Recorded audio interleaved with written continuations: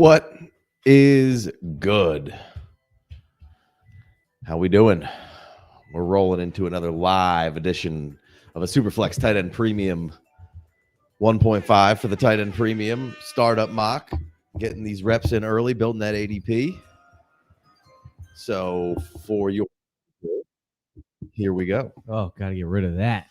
Always got a little technical difficulties to work out here in the front. Technical what? Technical difficulties to work out here because we are a little new with the live stuff here, at least for this season. So right off the rip, we're going Josh Allen, Patrick Mahomes. I mean, I think I'd be remiss to not mention that you're catching an OG tripod episode. There it is. There it is. OG tripod. Please don't hit that noise. Big cut unlike the He hates it. I'm super stoked. I just added 20 new pairs of socks to my wardrobe. Me too. Did you? Oh my god, it's so Is that good. 2 Costco packs? Well, I didn't really want to do the math. I got 4 packs. Yeah. I can So, tell you what. That I got 2 regular tennis shoes packs, and I got 2 packs for the work boots. I didn't and- know how rich I was going to have to be when I was younger to never have to wear the same pair of socks again, and I'm not that far away from it, and I'm not rich. To never wear the same There, pair. that first time you slide on a new sock is it's unmatched. You It is have- unmatched. You said that 15 years ago. You said one day I'm going to have enough said money about underwear too, because I think to that's Justin only Timberlake. wear brand new socks, Does and that. that's you've stuck with it. I just got a brand new package. Just every time I'm like, this is just chef's kiss, top notch. Love it. I mean, sure, as socks are socks, whatever. The second wear is fine, but that first, it's got that Second ain't silky- bad either, but Second ain't bad, but once you get them broke in, they're time to go. yeah, and I mean, we're out there sweating in these socks too. I mean, Jason's socks are probably good for 7 wears. He's in a conditioned office all day. Elongated sock man. Yeah. I can't get this on my computer. It's totally fine. So anyway, yeah, it's gonna have 6 quarterbacks to start basically every Superflex draft. You can't find the link, or No, it's not opening up correctly, but my computer's on the fritz. So It's all good. We got it right there. You Mhm. can see it. So obviously, we're going Josh Allen, Mahomes, Burrow, Hurts, Lamar Jackson, and CJ Stroud. I don't see too many different variations of that. I mean, I see some variations of that, but not different, 7, 8 guys or 6 guys. I guess sometimes Herbert gets pushed down a little bit, but if there's any dip in the Herbert bandwagon, I'm hopping right in there and scooping it up. all right. Yeah, I mean, Josh Allen and Mahomes 1, 2 should probably always be there just from the safety of Mahomes and the top end of Josh Allen. Superflex, just give away the first 6 picks. They're going to be quarterbacks. If you're in the startup and you could stomach, if you draw the 1-1 or the 1-2, and you could stomach not having one of those top 2 guys, and you could trade back and probably get a haul For to sure. go. What's it worth to you to not get Mahomes and have Stroud or Herbert or Lamar? That kind of thing. Yeah, I mean, that's always a sound way. Like you said, if you can stomach it, it's nice to have those guys week in, week out, Mm-hmm. But gotta take them. to move back, you could absolutely just start yourself with a plethora of awesomeness to scoop back there and just ammunition. Now we're not even halfway through the first round, and I've got just still a really good player and a plethora of ammunition Right. to just go through here. It's not really the year for me to want to go back terribly far. I still want to be in range, very least probably Herbert. There was some other years where maybe I'd feel more comfortable going back to 2-1 even that far back. Obviously, you want to do it in micro transactions as much as Or possible. one big one. Or one big one and really crush it. Right now, I don't want to get out of there, though. Okay. I want to kind of stay in there. There's just such an advantage to be in the first couple of picks right now. Sure. And the last mock we did in the slow mocks, everybody on the back end, nobody really picked quarterbacks in the top of the second there. And then it was like, I felt like, oh, y'all boys just really fucked up, because now you gave guys who have these other good quarterbacks, you're giving them, Kyler and the other handful of good quarterbacks left in the Mhm. back half of this thing. And now it's like, all right, well, they're doubled up, and now some of them didn't even take a quarterback, and now your first quarterback is who? Right. Purdy? Jared Goff. Yeah. So it was interesting, and this one's setting up a little bit like that, but Fats doubled down on Richardson and Kyler there. I love that. So we got Jamar Chase first wide receiver off the board. Jefferson 1-9, CD Lamb. Mix those guys up however you want. I think I got to take Jefferson first. Always Got to. I wouldn't take anybody Jefferson over any position player, not quarterback. Same at all times. Same. And then Is CD Lamb though next, or is it Chase still? I'm fine with either one. Probably it's recency bias of saying CD. Yeah, but. Yeah, I mean it's funny.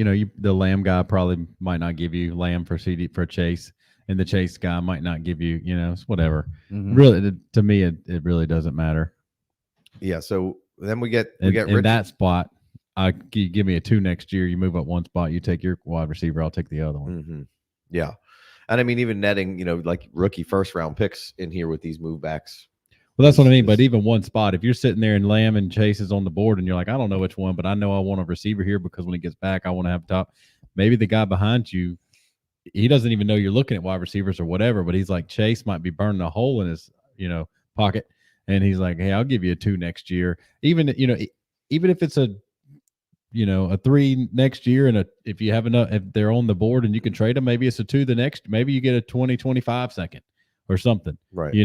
And you made that move back, and he takes Chase, and you get CD Lamb, and now you got an extra 2 years from now. It's just it's a bullet in the bullets. That's what we're looking for. We're looking for bullets, ammunition. So there goes Anthony Richardson 111, St. Brown 112, Garrett Wilson 2-1, Kyler Murray 2-2, and then we got basically the same grouping of running backs as the wide receivers flipped down there. So those 3 guys have the best 3 receivers and pretty much the best 3 running backs. Not named Christian McCaffrey, who's a little older, but basically wide receiver 1, 2, 3, dynasty running back 1, 2, 3. I like it. Then goes T-Law 2-6, Puka 2-7, McCaffrey 2-8. Then old Caleb there at 2-9. That's silly value. Marvin Harrison 2-10, Jordan Love 2-11, Dak Prescott to round out the second, and then we third round reversal kick it back here. So right off the rip. You got a couple teams starting double QB. You got Jay Mikecheck, who's QB less. He's 3 wide receivers deep. How do you feel about Puka at 2-7 there? I mean, if you're into the non-quarterback in that spot right there, I don't hate it at all. I like the Josh Allen, Dak Prescott team, just like you said. I mean, to be in the front of the draft and to get another quarterback there, just to pair it up with the elite, a ceiling and a floor combination of what Dak gives you at 212. I think last time we talked about, I think Dak might have been at 2-3 or something, and I was like, and you're like, well, if anybody's doesn't like Dak's value, I've never heard it be you. 212 is really, really nice. Yeah. Going with that, partnered up with Allen, like you said. Now that team doesn't have to worry about quarterback for a long time, right? And or you can the one that we just did recently, I ended up getting 2. I forget which 2 exactly, but then in the third, I think I went right in the third round and I grabbed or maybe it was the fourth, one or the other, and I grabbed Jaden Daniels. So not only did I start off with 2, I grabbed a third, and it was like, well, now I'm definitely not looking at the quarterbacks until we're down in the 10 and 11, and if somebody's decent hanging around. But it kind of affords you the luxury to like, oh, now I got 3. Jaden Daniels doesn't hit whatever, but like the value is going to stay strong and the legs are probably going to keep it good that I could do whatever I want with it, or it's smashing and I could trade my first round pick or my second round pick and tear down, right? Or do nothing and just have 3 awesome awesome quarterbacks. But and that kind of comes into how everybody plays the game a little differently. Well, like you tearing down, like you said, if you get lucky and you're smashing 3 quarterbacks, then you would have had to get really lucky. If you go 3 quarterbacks in a row, then you got to get lucky in your wide receivers and tight ends and stuff to be able to be smashing the rest of your lineup.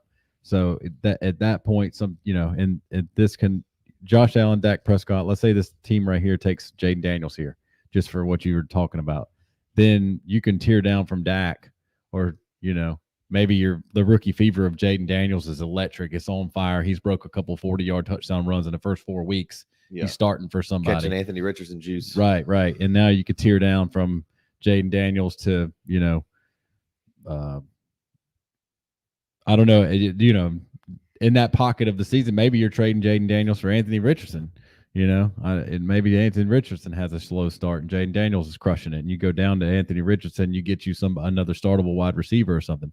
just throwing it out. Just Well, that's kind of the what we're seeing right now is the tear down to get to quarterback, which is kind of goes back to the very beginning of this podcast of how valuable right now in drafts right now and how it's going is the quarterback position. It's because the tear down's really hard to do. Like last year, it felt like there was an easy tear down where there was guys with a whole bunch of upside kind of later. Yep. And some worked out and some didn't. That's just kind of how that goes. Mhm. But like now, who's the tear down that you can really drop tiers down? Still Matthew Stafford, but his value's now up. So the tear down's still good, but not as great as it once was. And it's a 35-year-old guy who everybody questions of how long it's going to be. Yeah. It's a good tear down for 1 year.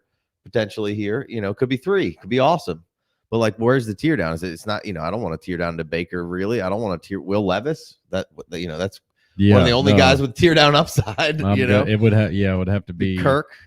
Yeah, Kirk or Watson. Like, and that's only a few rounds. Watson is a guy who, if he can get back on track, he's a steal in a draft. Daniel Jones, maybe, if you feel there's some upside there at least on the tear down. As a Daniel Jones, what was my phrase last year? Can't get any worse for him. No, what's the coach's name? Dayball. In Dayball, we trust. Jeez, that didn't work out. That didn't work out. Now, I mean, obviously Daniel Jones got hurt, but it was ugly before he got hurt. Everything was ugly. It was so ugly. But still, now that I'm fine with taking Daniel Jones now in the 10th, 11th. No, round. I like that. Yeah, I mean, 10th, 11th. I mean, now it's a shot in the dark. Depending on pre-NFL draft, 11th round, Daniel Jones sounds fantastic. If you go out of the NFL draft, the Giants if they don't do something and get a quarterback, then Daniel Jones is obviously a little bit more valuable than 11th rounder. And if they do get a quarterback, then you just you sank your 11th round pick. I think it's a great gamble right now. Yeah, and so the rookies aren't they're not in the ADP. They're not blended in the regular ADP. You do Right. have to scroll all the way over. So we got a the comment rookies. about that rookies on discount and stuff, and it's like So- once they're a part of Yeah, that once they're up ADP there, you don't have to look for them. and you're looking at them. The only one They'll right now I creep think is a discount as far as went in this draft will be Jaden Daniels. Jaden Daniels at for this, sure. at this point. He would be gone for sure. There's no chance in a super flex. He's still here. But I mean, I think Neighbors, that's probably proper value, Mhm. and May even. I mean, if you wanted to take May in the second because all the quarterbacks were gone, whatever. If you like May, we're at the point of we're prospect fatiguing out, and Already. May stinks now all of a sudden by some people, and other people he's the QB1. I also really don't understand why people are spending so much time talking about Neighbors and Marvin Harrison Jr. They're both good. Just I don't give a fuck who you have at one. It Just get doesn't one matter. of them. Like, why are we spending this? Like, it's daily. I'm like, dude, what kind of a pissing contest are we having? Who cares? Just get one of them. Like, I just really don't understand it. It's wild. Like, if you don't want to have Rome in there, don't have Rome in there. There's plenty of reasons to say that Rome doesn't fit in that category, especially if you're looking at it from a numbers perspective without any context.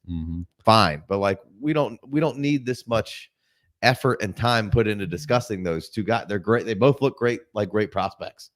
Either one of them could bust, sure, but what a waste of time. Well, speaking of the 1-6 or Roma Dunze, we got a question here. Mystic Flame, 12-team Superflex, start 11. That's a deep starting lineup. He's got to trade his 1-1 and Jonathan Taylor for Jamar Chase and the 1-6. So you'd be dropping your 1-1 back to 1-6, and you turn JT into Jamar Chase. I don't think so. I think I'm chill. Like, that's super flex, you said? Yeah. Just chilling with the 1-1.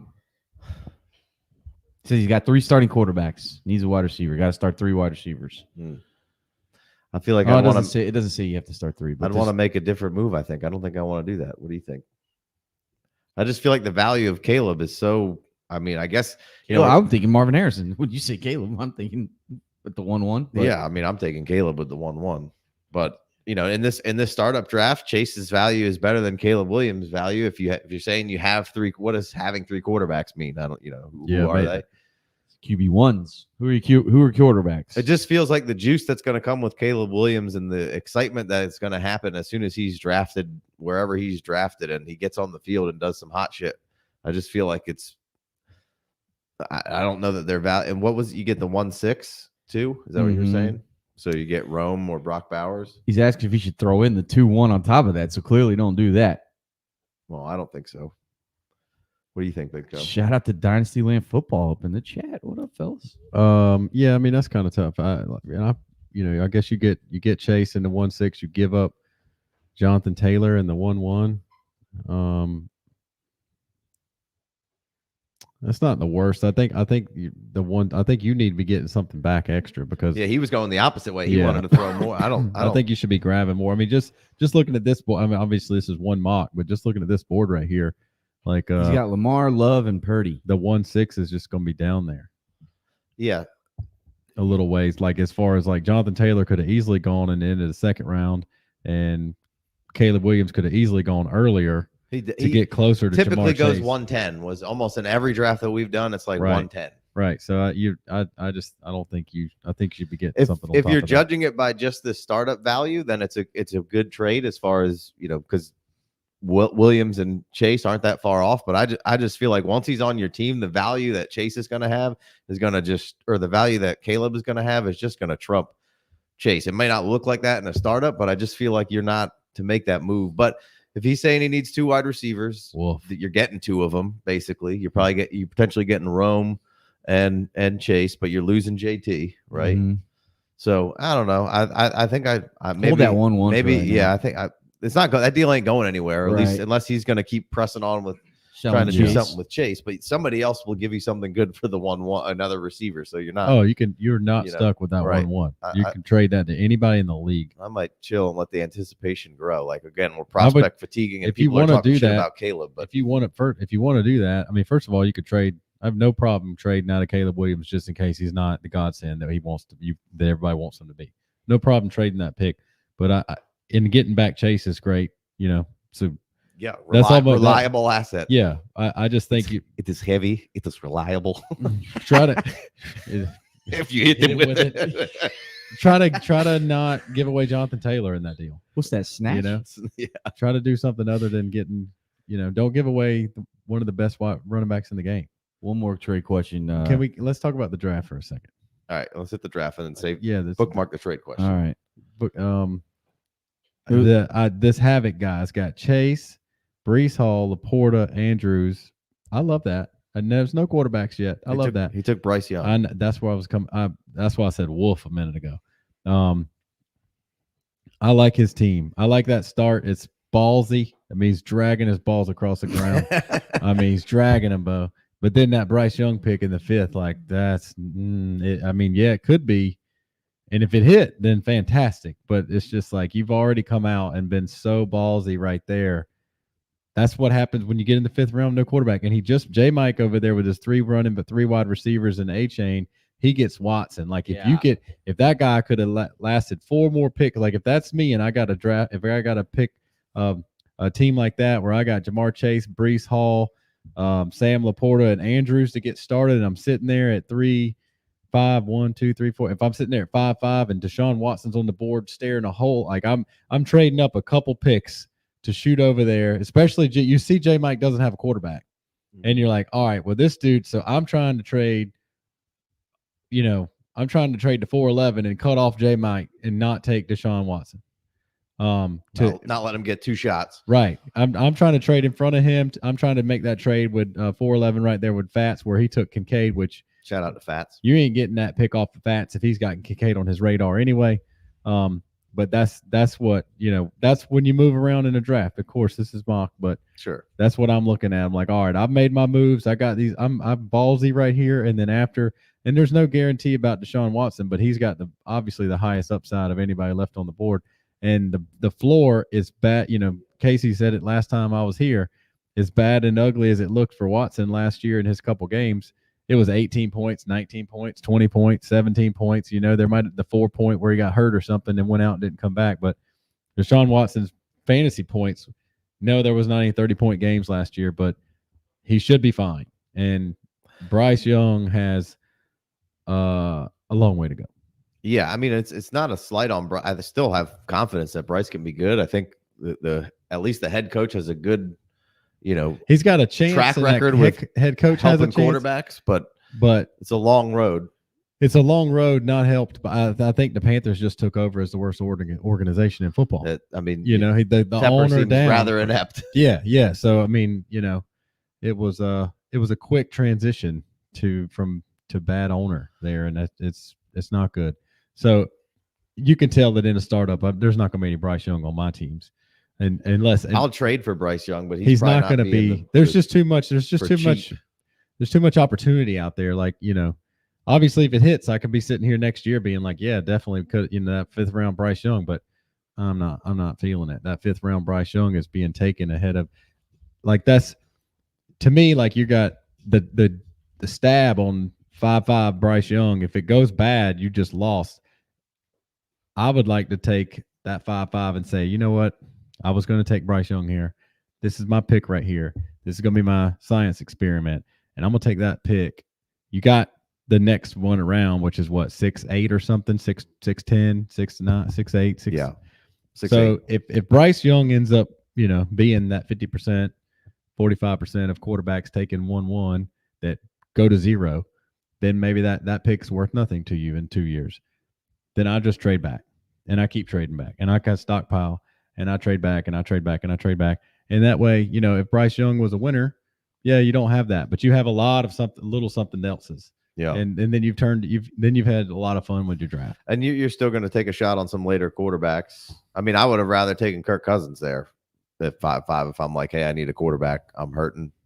Right. And you know, you don't have to, you shouldn't have to. And if you miss out on Kirk Cousins at 5.5, then you're okay. Right. You know, not the end of the world. You're all right. Yeah. Somebody wanted Kirk Cousins that bad, you know.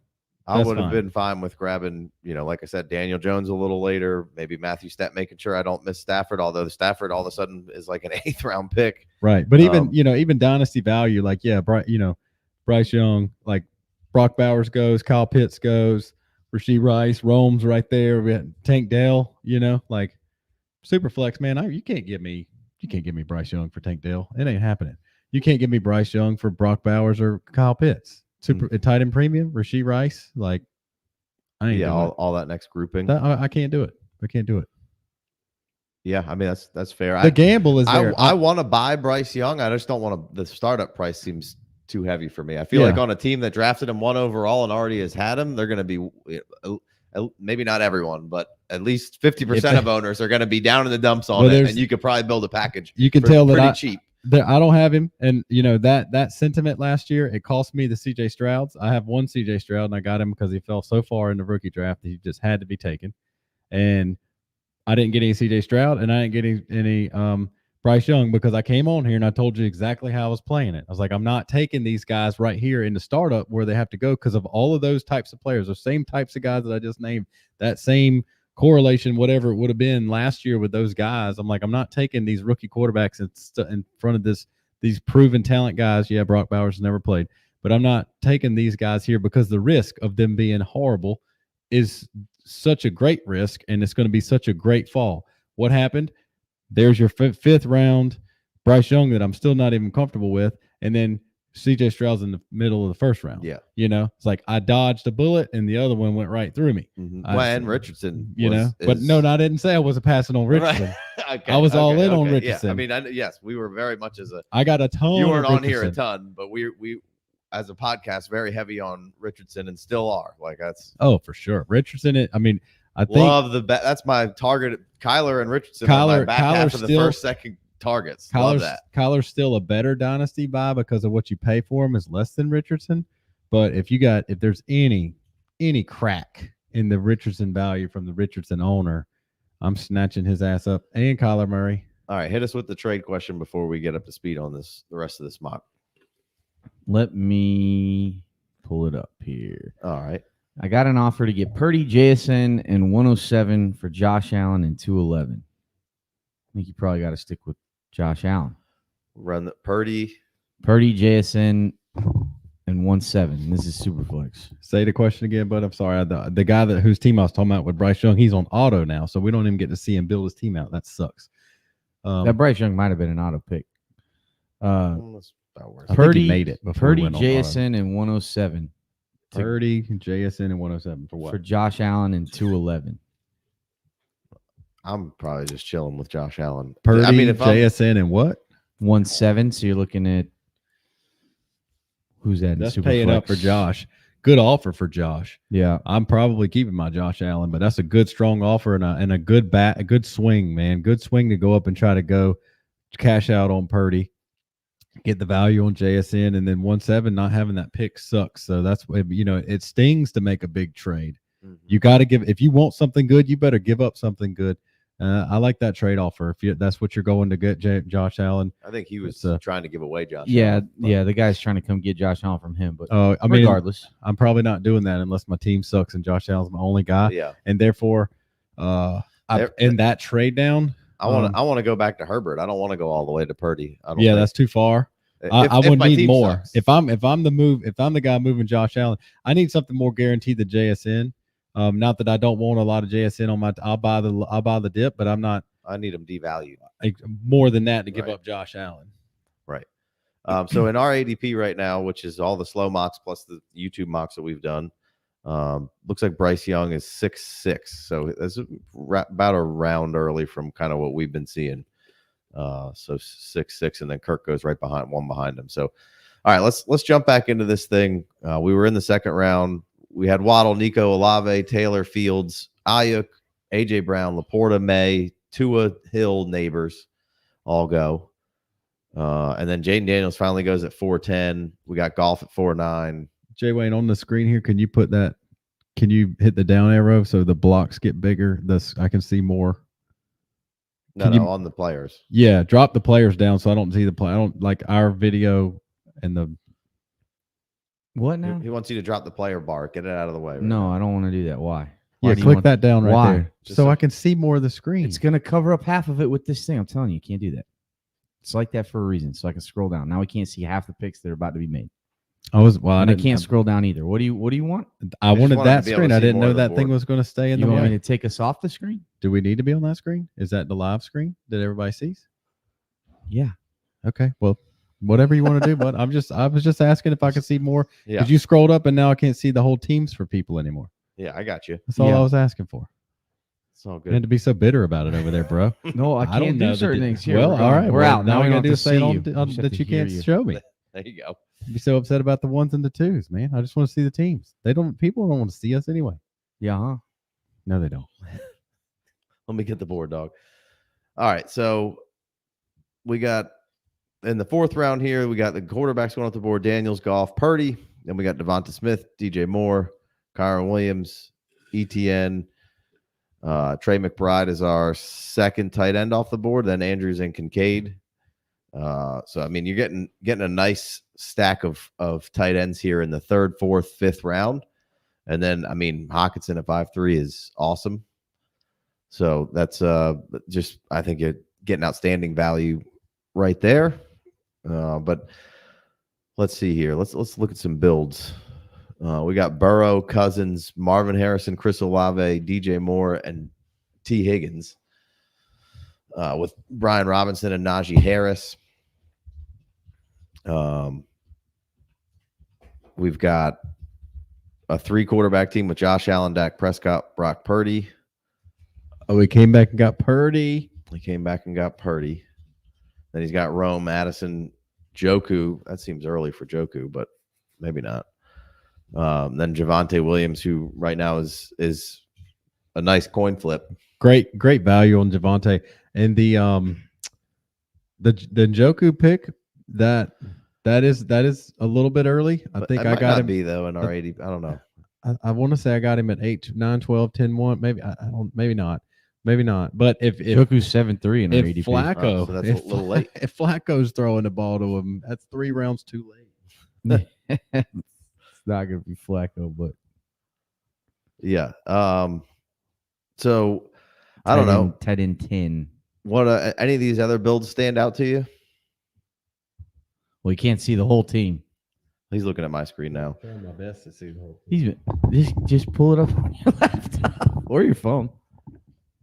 I mean, we got J Mike there with an interesting squad. We got Deshaun and Levis as your starting quarterbacks, but a really good, strong squad around him. What I mean, I don't know. What's your general sentiment on how you want to leave the draft here? I mean, sometimes it just doesn't play out where I feel like I want to take quarterbacks, but then you get put in a position where, later in the draft, you're looking around saying that I'm probably going to have to find a quarterback somewhere. So at that point, like if you're not feeling confident about your quarterback selection, do you try to load up on just every backup that you possibly can a little later, or and try to get Carr and you got Stafford? Yeah. Or unfortunately, you got to get Carr if you're in a bad quarterback position here, because he's like the last one of guaranteed starter for a while.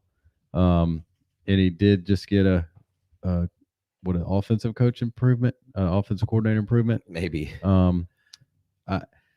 I mean, J Mike's team, if Deshaun Watson comes out, I mean, that's a solid team with those 3 wide receivers to start: Achane, Watson, Kelsey, Josh Jacobs. I mean, Will Levis is most likely starting, right? I mean, why would he not be the starter? And Christian Kirk's a nice little ninth round grab.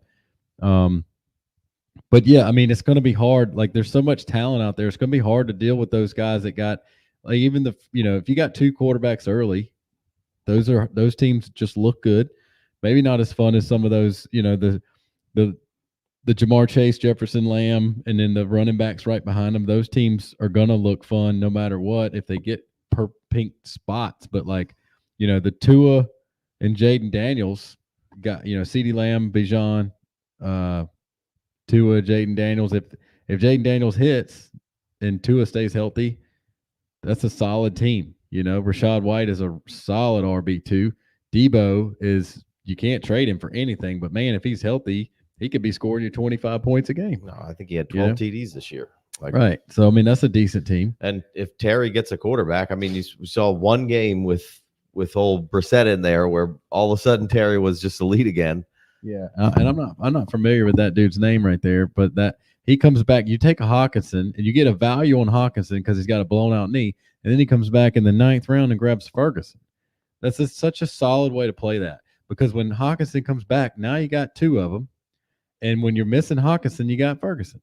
That's a great way to play. If you take Hawkinson, you almost need to take 2 more tight ends and shore it up. Yeah, and then when Hawkinson comes back, I mean, of course, that Komet pick right before that would have gutted me if I was him and wanted another tight end there. But I might have taken Komet up in that 8th round if I were him, and then come back and somebody.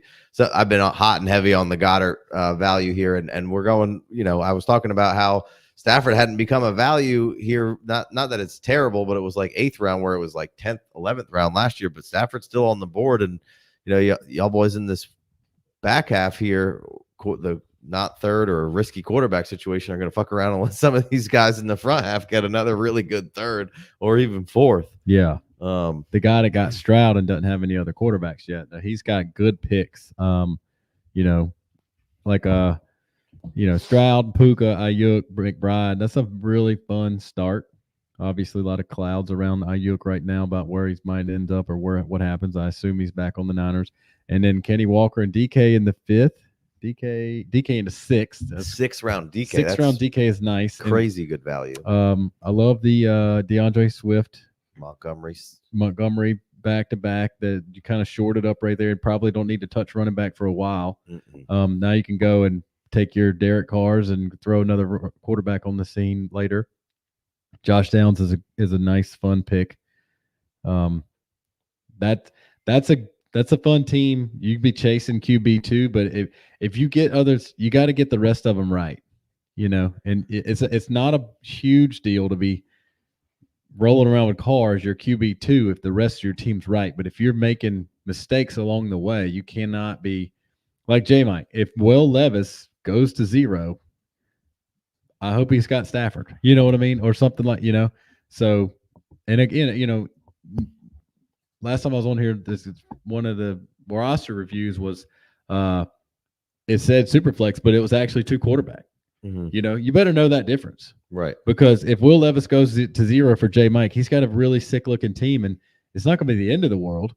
He could start somebody, especially in tight end premium, between a running back or between a wide receiver or a tight end. You could be playing that. If you really want to dig deep, you can be playing at home.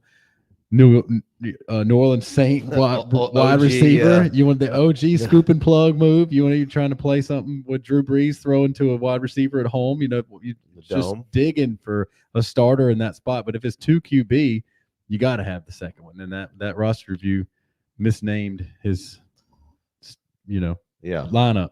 Right. Yeah, I mean, there's some really good value out here on this board. You got those couple of, we've talked about this a few times, but it's interesting how the running backs are setting up this year, or at least this part of this year. I think maybe you might see some of these rookies, depending on their draft capital, kind of jump up into this mix too.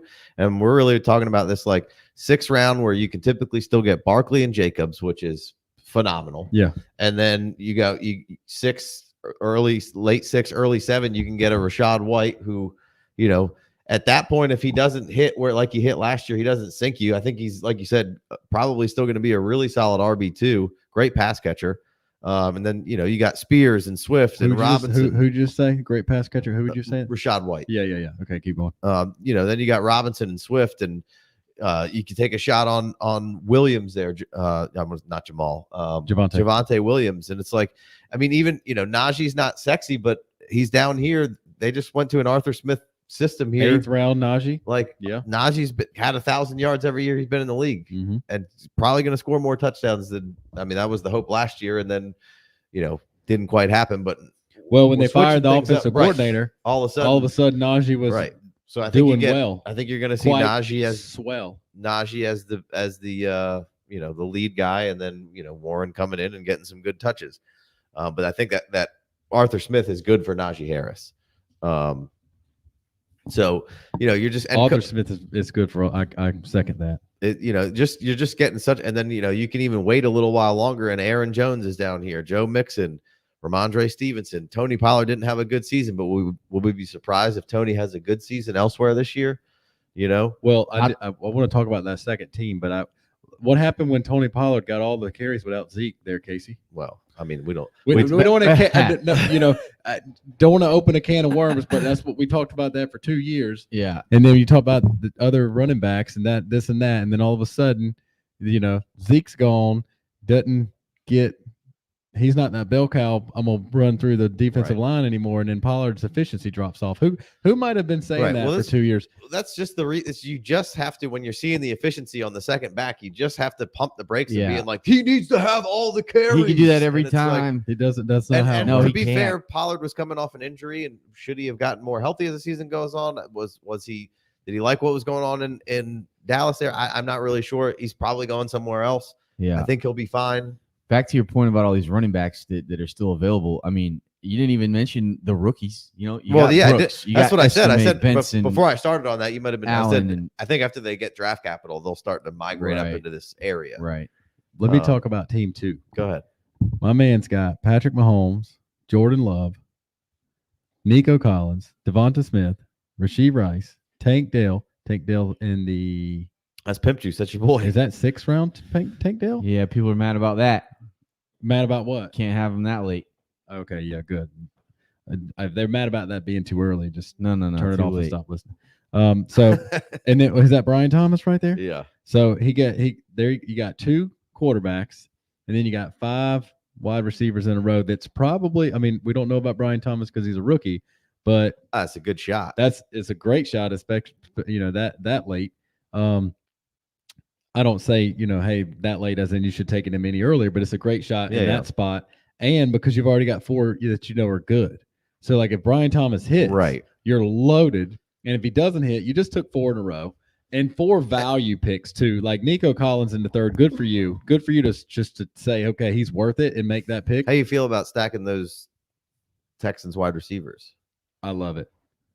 They're so good because, I mean, if one of them, like we saw Nico do well by himself. We saw Tank Dell do well when he was in there. And if so, you got 2 starting wide receivers like we do on that team in FF3. We got those same 2 guys. And then if they're so good, you can start them together. And if one of them gets hurt, the other one might get just a little bit more of an uptick.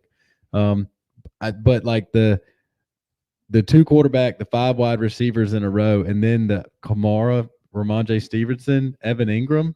I mean, come on. Like, well, that's That's- pimp juice. We had a Patreon about talking about the tight end premium and how that's he was, my boy Pimp That's Juice? your boy Pimp Juice. Dude. He I got the think Evan he- Ingram. I Got think the Evan he- Ingram. I think he took Tank Dale on the last time when I was, dude, great looking team there to get I started. love that Kamara or Ramondre for your running backs to start things off. I mean, What that's a- all, you don't need. I love that. That's And that Evan Ingram is way too late.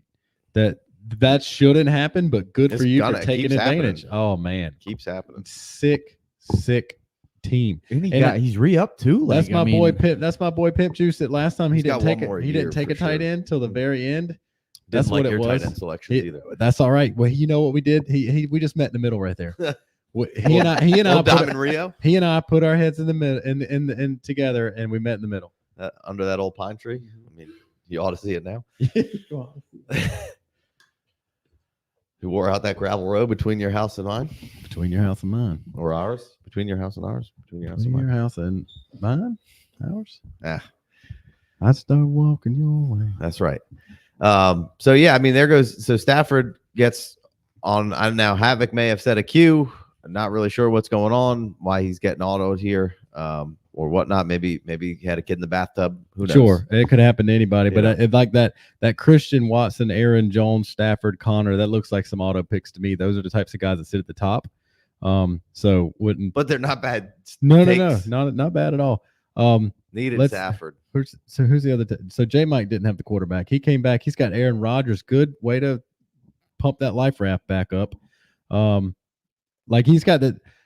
I love being on the turn, man. I love being at 1 or 112 because you can just grab two guys and I just love doubling down. So like if I'm J Mike and he halfway when he the Levis to Christian Kirk, he was around early, but like let's say he was back on take his team kind of close to that, throw it back over on the 1-1, and you would have been like, it would have been cool to see like a Geno Smith, JJ McCarthy, or a Bo Nix McCarthy, or that just grabbing two guys at once. Maybe just two rookies, and if one of them hit, it's worth that spot, worth both of those spots. Or Rodgers and a rookie. Or Rodgers and a rookie. I said Geno is it like Geno's on the auto pick guy who don't. That Geno's his second. Like on the next round is where did Carr go?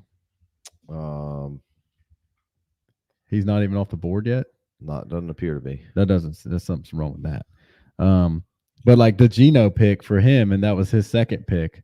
Like the next round by, hey, grab Daniel Jones and then grab Carr, and then yes, bang, bang, bang, like or something like that.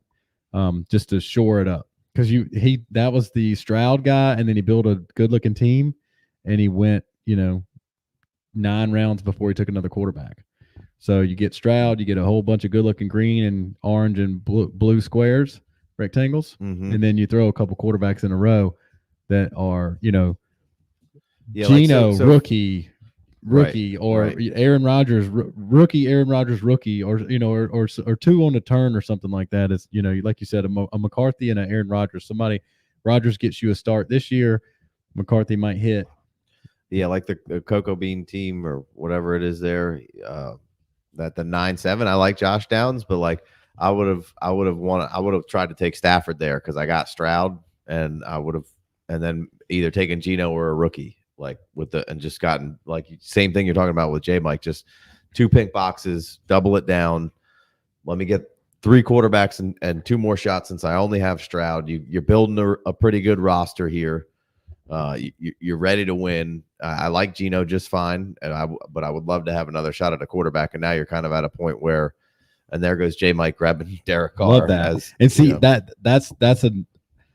was a free square right there for anybody for sure. But anybody watching this, when you see Levis wide receiver, Rodgers tight end, Carr wide receiver, like that's how my teams are going to look. It's going to be alternating pink and tight end, and throw a decent value wide receiver in there, and good value on running back, wide receiver on the way down the list. It's going to be the Carr at 12-12.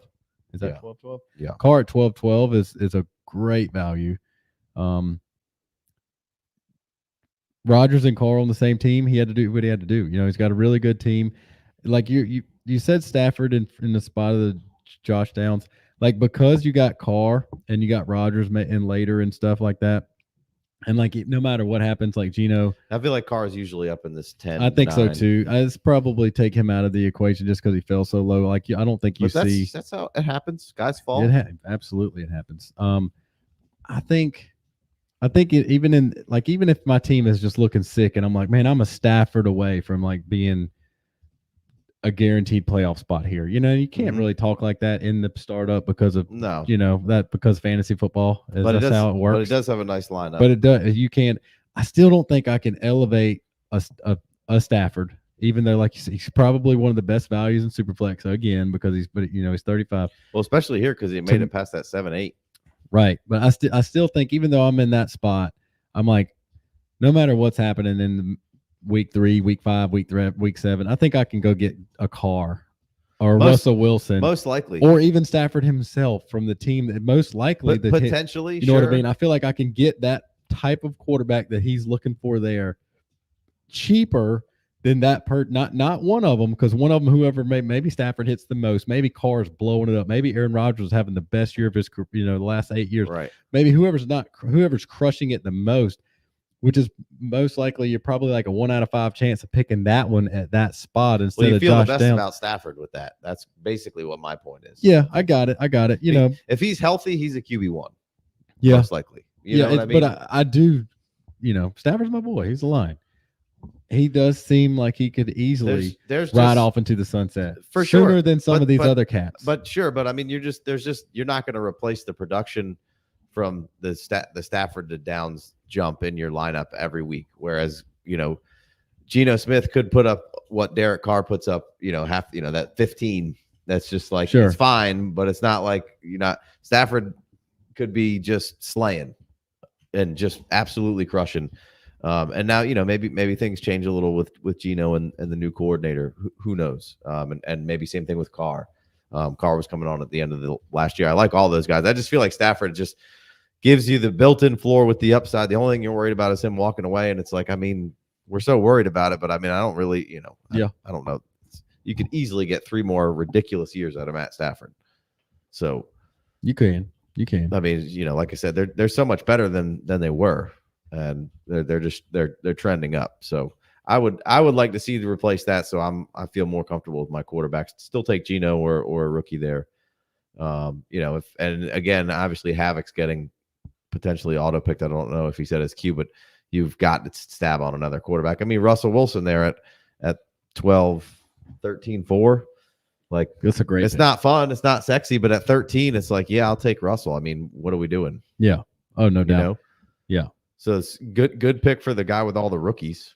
Well, even he took McCarthy and Drake May. So, hopefully you're hitting one or potentially both, but you got Goff who's steady Eddie, and Russell Wilson was still a good startable quarterback last year. Could easily be your second starter, and both rookies could be on the bench until needed. Right. Now, is it a declining asset, and are you ever going to get anything from Russell? Maybe not, but like you said, potentially the cocoa bean guy could be wanting another starter at some point, and somebody, we tried to sell Russell in a league, had really no success.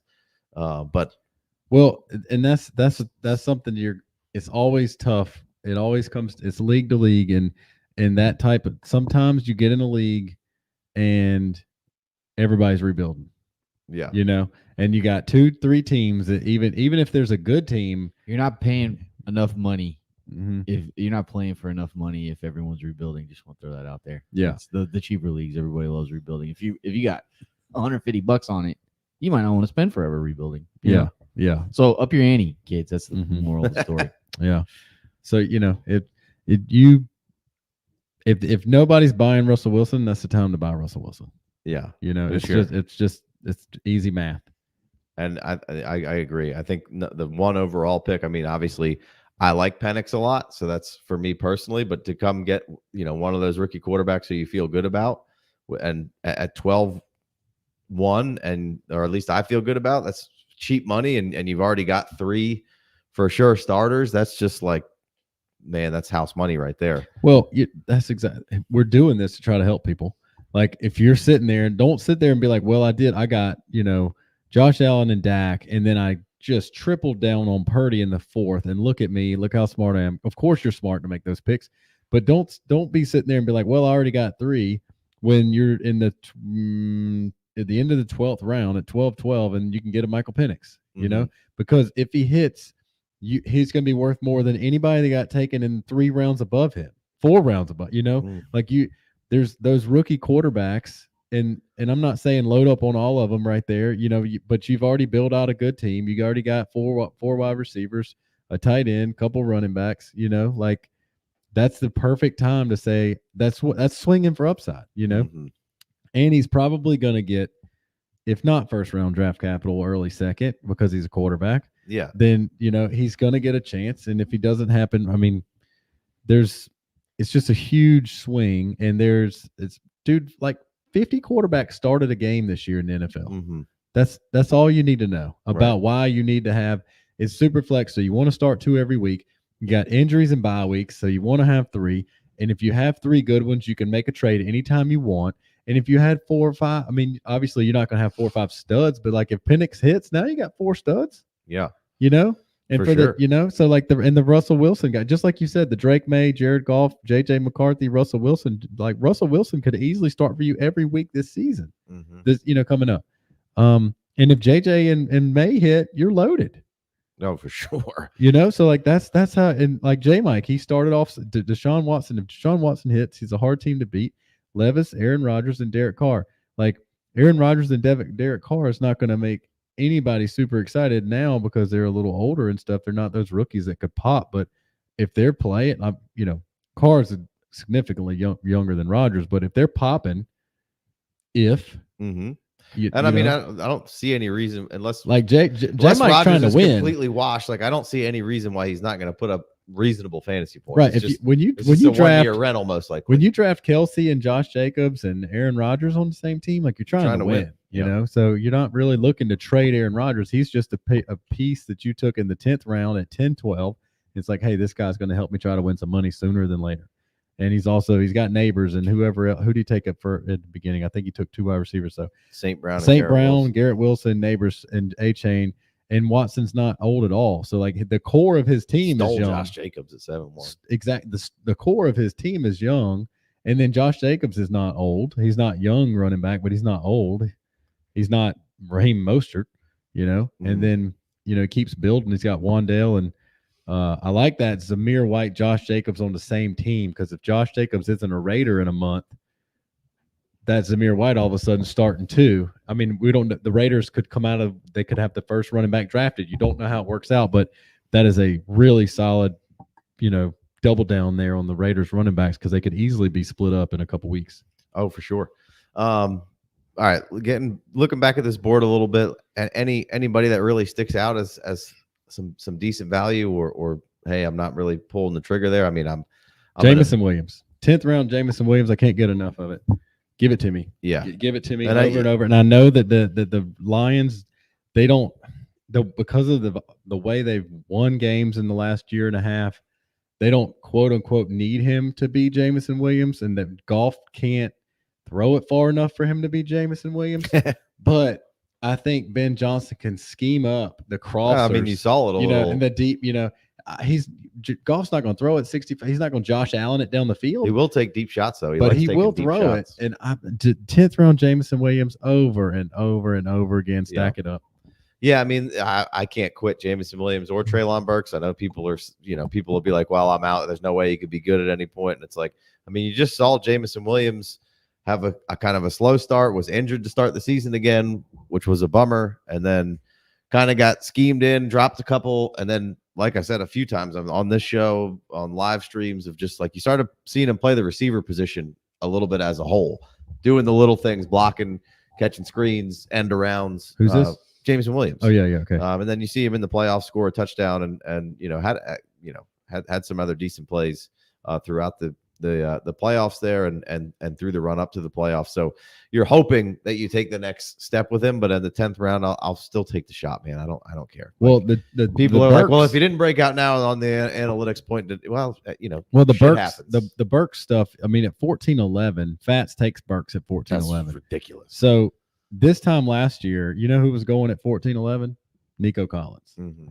So Nico Collins had 3 years in the league. His first 2 years, now The problem with Burks in our minds now is because the expectations was up here. Sure. He was a first round draft pick, and he was a middle of the first, rookie draft pick. So his fall from grace has been a sharper and felt worse. Nico Collins never started out with a whole lot other than he was big and had potential. And then all of a sudden he gets CJ Stroud throwing the ball. How do you think Treylon Burks would look if CJ Stroud was throwing him the ball? Yeah. It's Well, and healthy. I'm obviously health, but I'm saying when he's on the field, he's had the ghost of Ryan Tannehill and everything else that was the Titans. Right. Right. So if Nico Collins can come out and be all of a sudden with a stud quarterback and go from the 14th round up to the 3rd round, I'm not saying Burks can do it, but I'm saying at 14-11, give me all the Burks because he can do it. Will he do it? Probably not. But can he come out and catch some balls and outperform a 14th round, late 14th startup back 100% all day long? The talent's there once again. Got injured coming into the season. Like it seemed like he was primed up and he was looking pretty solid, and then got hurt right before the season started with a knee injury and just never seemed to quite get right. And you went from a guy who maybe wasn't in the best shape year 1, and then year 2 you're ramping it up for potential of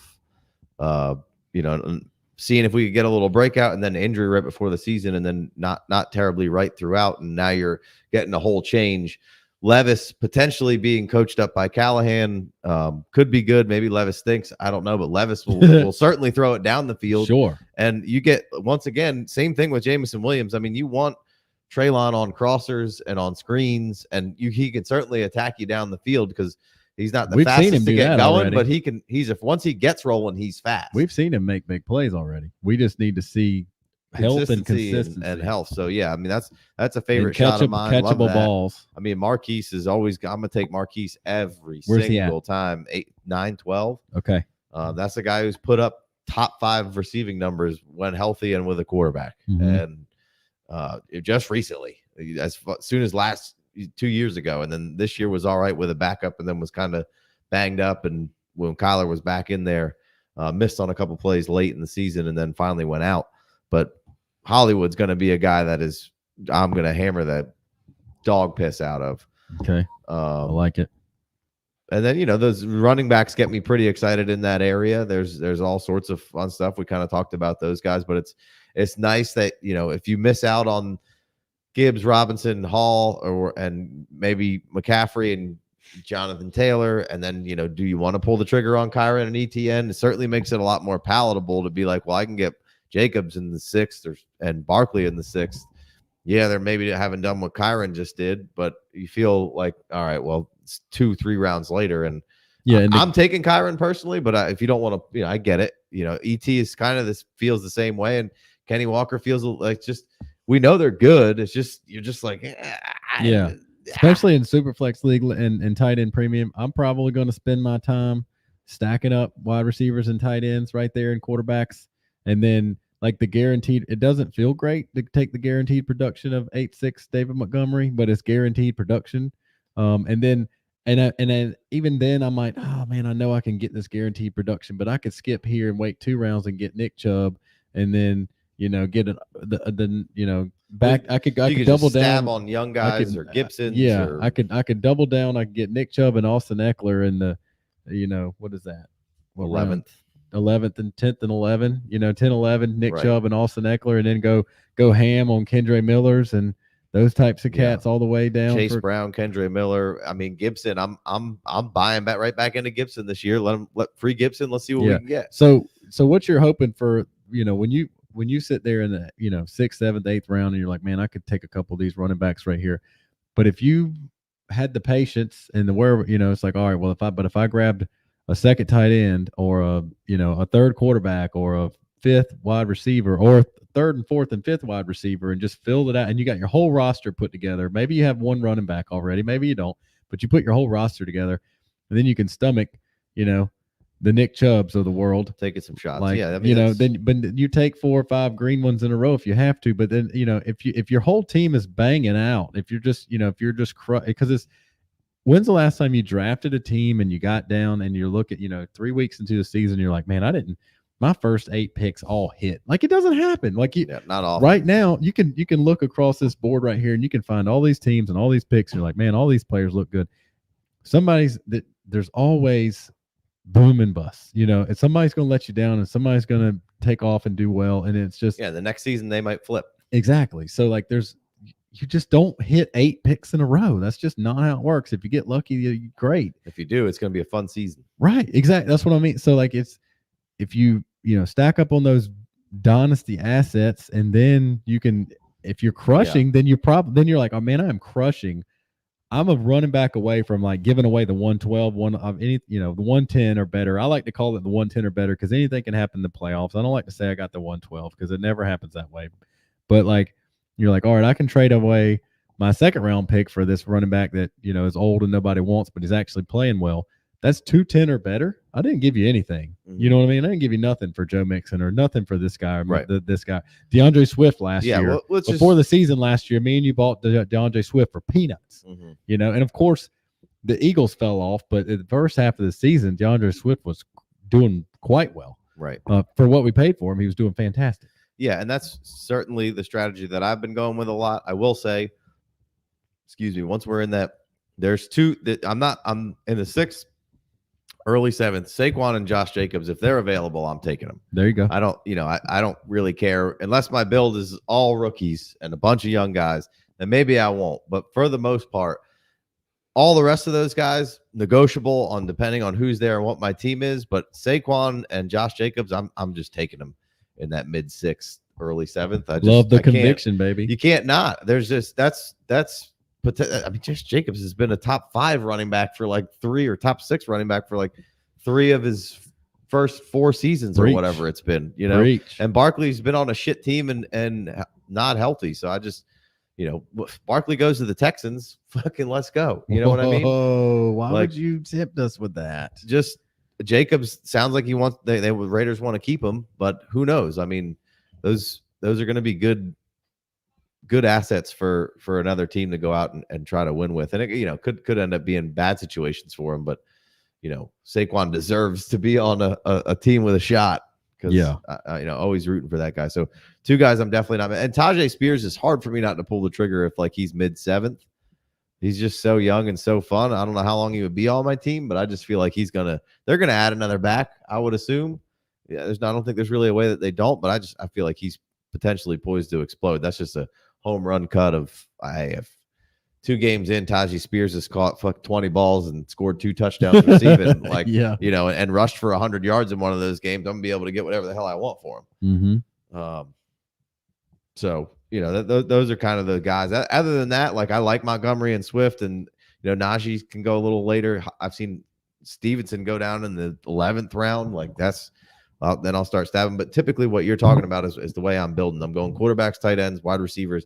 If I can afford the luxury of a Brees, a Gibbs, a Bijan, I'll take them. Sure. But then I'm not dodging those guys by any means. But then I'm going to just like you said, and it was my approach last year. It's my approach. It's just been kind of the way it goes. I'll take the running back if it really, really fits into what I'm doing, and the value is great. But you could just come down here and just hammer some shots at stuff. And there may be the first 3 weeks where you're like, damn, I'm really struggling for a running back. And then all of a sudden week 4 pops off and you're like, oh shit, I got Chase Brown's usable now, Right. But, and like you said, it's very easy to then trade for, I got a whole bunch of other assets. Now it's easy to go trade for it's very in vogue to hate on the running back unless you're maybe in the home league. Well, like you said, if you're crushing it and you've hit on some other picks, you got players that you can spend, and now you go get the running back in the right spot at the right time in the right situation, and and take a little bit of the guesswork out of it. Sure, you might pay a little bit more because he is hitting, but you take some of the guesswork out of it. We talked about that 2 times ago when I was here about the Saquon potential step slow or the this or that. You step out of the way of what one extra offseason does to a guy.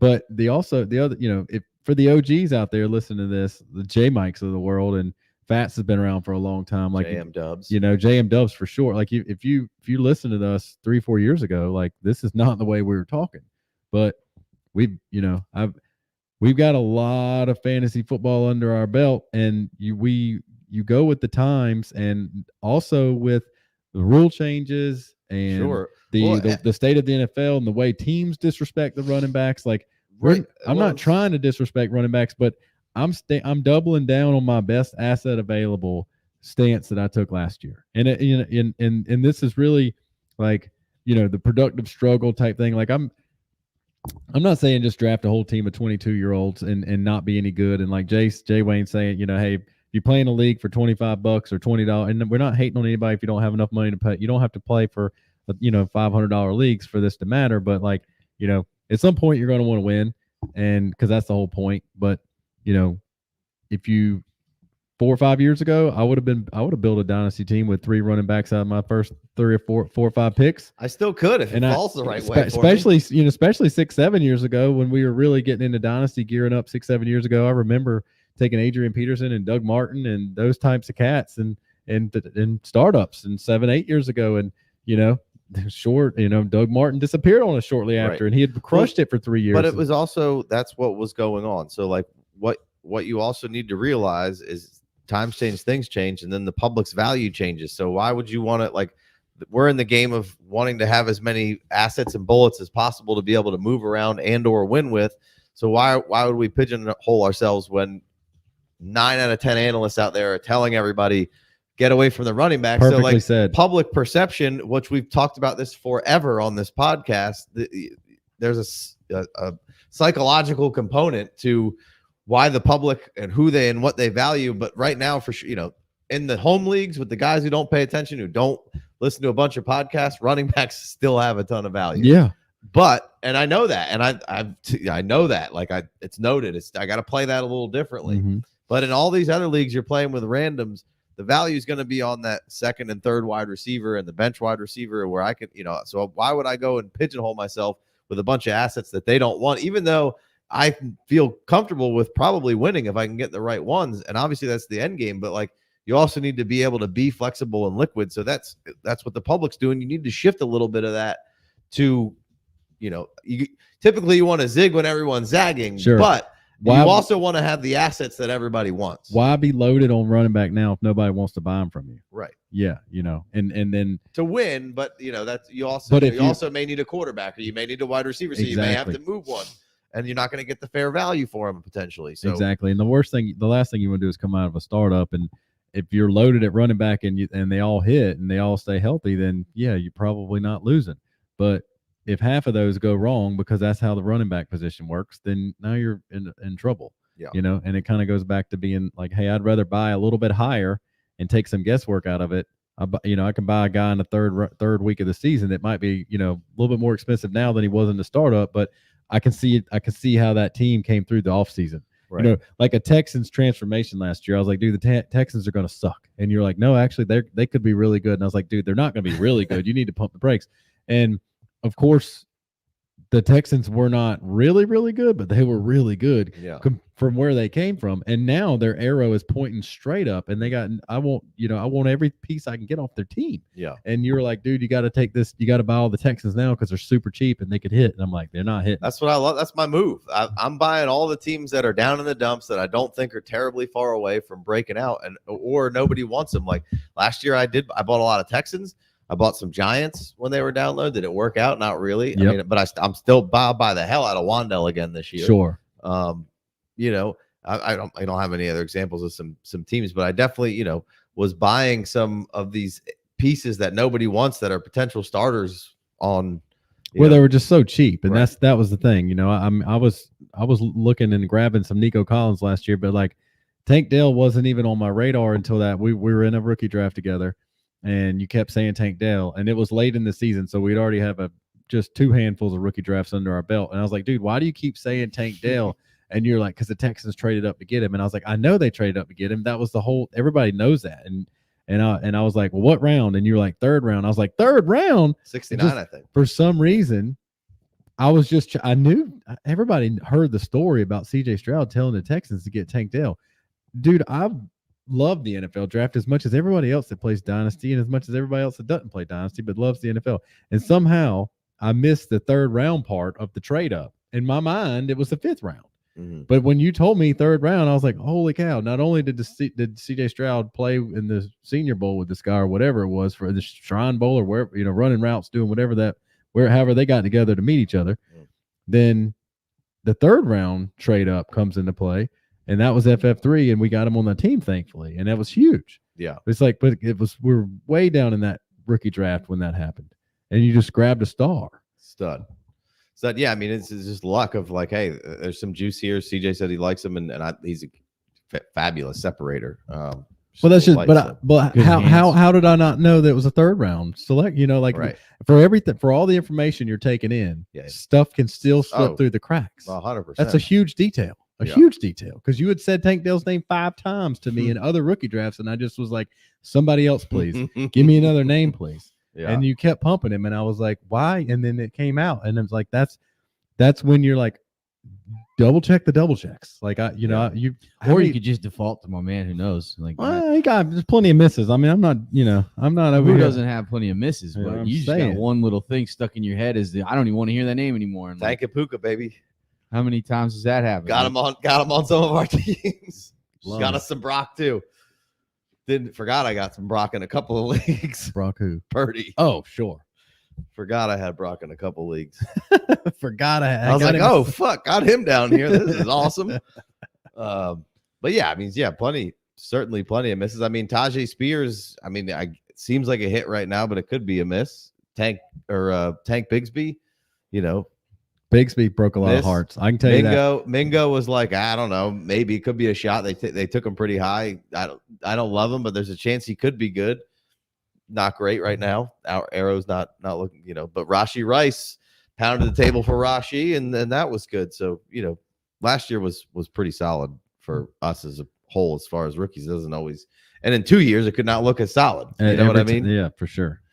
But yeah. So anything else stand out to you before we get out of here? You got anything else? Got a few questions we can just rattle off real quick. I didn't really get to them. I probably could have answered them in retrospect, but Ryan Connell, we can just kind of rapid fire these off. He's got 1-1 and 1-7. He has a trade offer for 1-3 and 1-4. Which would you value more? I think that was Superflex. I'd stick with that 1-1 at this point. I'm not trying to hit me with that again. 1-1 and 1-7. Would you rather have that or 1-3 and 1-4? Kind of in the middle there. So let me have the high end pick for now. I'm just telling everybody to keep that 1-1 and not to trade it away. You'll get something better in a little bit from now. Basically, it's only going to go up in value. So I think that's where I'm at with that. I could definitely be talking into that 3-4 combo. Yeah. Mm-hmm. I don't feel some type of way either way. Try to figure out how to keep that 7 and rework that deal, because 7. Did you say Superflex, Jay, or no? I believe so. If it's not Superflex, then definitely not. Yeah. I mean, you could. Yeah, definitely not. I mean, you don't want to fall out of Neighbors and Harrison if it's not Neighbors Superflex, and May or Neighbors and Jaden Daniels. Yeah, so. I give me 2 of those guys. I think is, if I could figure out, if you want the 1-1, I get a 3-4, and somehow I can keep that 7. And I can give you a whole bunch of other junk. Give you a next year's first, a 3 and a 4, and a 2 and 26. Well, I had the 1-1, so if that 1-1 is mine, I don't want to give up my first next year. It depends on how my team sucks. I don't want to just throw you the 1-1 again next year, but something like that, of like coming up to 1-1 is just that pristine, like, top dog trophy right now. So the 3-4 is too much, but I don't expect to. I would love to try to not give you that 1-7 back. I'd love to not give it to you, but I'd also take. You got to probably sprinkle in some other picks. Yeah. I mean, if that, you got to give me the 2-3. Right. If I'm gonna give you the 1-7, then if you had the 1-3 and 1-4, I want that 2-3 or 2-4, whichever one was yours, type thing. Let's keep adding on the back to kind of rebalance it. Right. Going 3. In my eyes, 3 and 4 more valuable than 1, but not that much more valuable to give up the 7. Given Superflex, if it's not Superflex, keep the 1-1. Yeah. All right. McGonnell's a 10 team Superflex, start 10, shallow league. He's got the 1-1 and 1-2 and the 1-4. He wants to know if he should go Marvin Harrison and Neighbors over Caleb because of his quarterback situation. I think you got to. Which is what? Caleb. He's got Cousins, A-Rich, Bryce, and Levis. So you got to take Caleb with one of those 2 picks, and then Take Yeah. Caleb and Marvin Harrison. You need Boom, another boom. quarterback. Yeah. Let's see. Mystic Flame back with another one. I got an inbox offer. Give up his 1-6 and get JT back with Ferguson. Done. This is Superflex. But Run that. 1-6, give up 1-6 and get JT and Ferguson. It's not tight end premium, but it is Superflex. 12 teams. So you're giving up a Dunze for Jonathan Taylor? Yeah. Got to do that, I guess. I'll take it because you Yeah. get Ferguson on top too. Yeah. Ferguson with no premium is fine. Still startable in your tight end spot. Oh, you yeah. might not want to Certainly, flex him certainly. unless you had to, but he's I really like Rome, so that's a tough one for me. But I mean, JT's a stud. He's probably already 25 though, huh? JT's a stud. I'll take JT. He's probably 25, but he's still the cornerstone. Yeah. Last one. Which QB should I trade to gain pieces on my bad team? Stroud, Murray, Jaden Daniels, or Drake May? Some fun pieces right there. I'm not trading Stroud. Nah. Probably Drake May. What can I get for Drake May? Yeah, I mean, right now I don't think you're getting in enough for those rookies. I mean, you could trade it if you could get enough for a rookie now to justify trading him just in case he flops. All those quarterbacks aren't going to make it in the NFL. It would be. Well, two of them already are. What's that? Kyler and Stroud. I mean, rookies this Yeah, year. yeah. You know, Yeah, yeah. the rookies this year just doesn't happen. A 50% clip every time. I mean, yeah, it might be 5 out of 6 might make it this year, and then 1 out of 4 might make it next year, kind of thing. But it's mostly. So if you could trade Drake May for but you just drafted him in a spot that was high enough to draft him, so you gave up capital to do that. You know, I would. It's certainly the rookies is the answer to try to do something, right? I mean, I guess if you find the right guy that's going to give you value on Kyler. But I mean, I'm not. Well, trading. that's the problem is that Kyler's value It's isn't gonna where go it up. isn't where it be. needs to be, in my opinion, unless somebody gives you Fats fair took market him value. Pats took him at 2-2. Yeah, I love like, that. that's- That's where I would take him. That's a smart pick by Fats, but way a lot higher of the than times most it's times. 2.9 Exactly. or 2.10, so there's a little bit of a gap there. And then, Mhm. unfortunately, there's not like a you're not going to tear down a whole lot from Stroud, you know. So it's like Yeah. you're kind of stuck. Like you can't. Stroud's at kind of the end of the cap of all those other guys that Mhm. you really want. It's like I don't really want to go from Stroud to T-Law. You know, I don't want to go from Stroud to Love or Dak necessarily. I might go from Stroud to Anthony Richardson. Mhm. Yeah, You- I you mean, know, I could go from Stroud to all those guys you just mentioned, but nobody worse, and it would have to be more than worth it. You know? yeah, you'd have to give me a ton to go from Mhm. Stroud to Love. Yeah. But like Stroud to T-Law, like T-Law was right where Stroud was last year. Oh, 100%. And he got hurt like 4 different injuries, you know, like so. Yeah. I said Anthony Richardson and Kyler Murray, but Trevor Lawrence might be just as big of a buy because of the dip. I mean, we're talking about, you know, If I could get paid to go from Stroud to Herbert, A I'm man- fine with that. a man coming into his 4th year, you know, Yeah. Lawrence is People hate Lawrence too, so you could get good value on Lawrence. You could be buying low on Lawrence and trading from Stroud. I don't really want to trade from Stroud. I'm just saying if you're Yeah. saying you got a real shitty team, yeah, and yeah, you need yeah. a I'm way not- to do it. It's not really what I want to do. Stroud to Lawrence and getting some big, nice, pretty things, or Stroud to Kyler Murray, and I'd then rather get off those rookies.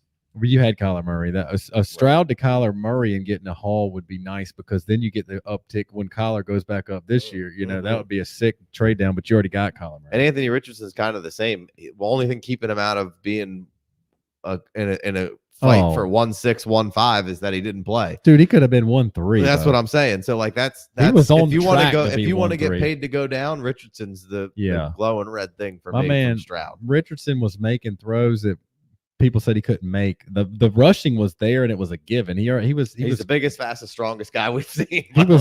He was racking up rushing touchdowns so fast, and he was making throws. And Josh Downs was looking good early with him. No and, JT really. Gee, I know. And it was Richardson was about to be crushing fantasy points. Richard did not kick my ass. Yeah, I mean Richardson was.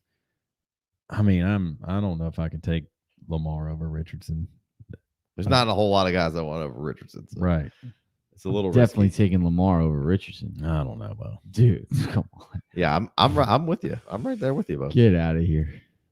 I'm right there with you. I love Lamar. That's not even a slight on Lamar. No shade on Lamar. It's kind of a slight on No, Lamar. it's not. I mean, Anthony Richardson was just piling up points with just ridiculous. He was So silly. So silly. So silly. So silly. Like he In his barely first couple played. games, and he didn't Yeah. even play at Florida. Yeah. I love it. He All was right. You pure ready to get out of talent. here? Yeah, let's go. Let's do it. All right. We appreciate you guys. We'll be hopefully every 2 weeks on this. We did Monday because this was a holiday weekend. And Sunday was basically like a Saturday. So we did Monday. We're going to typically try to be on Sundays. So 2 weeks from now, hopefully you'll be back. Follow us on Twitter at the FF Dynasty. You got a chance to get in one of these, or you can for sure lock yourself in the Discord and the Patreon $5 holler over there. We're doing slow mocks all the time. We're doing rookie mocks, all stuff building ADP. We got rookie stuff that we're building right now that'll be available to the Patreons. A lot of good stuff going on over there. You can chat with us. We're doing, best way to get your roster reviewed is certainly over there as well. Doing a lot of those. Some of those are on Patreon. Some of those are on the tubes. So be sure to like, subscribe, comment below, all that jazz. Very much appreciate you guys, and we will catch you next time. Peace. Peace.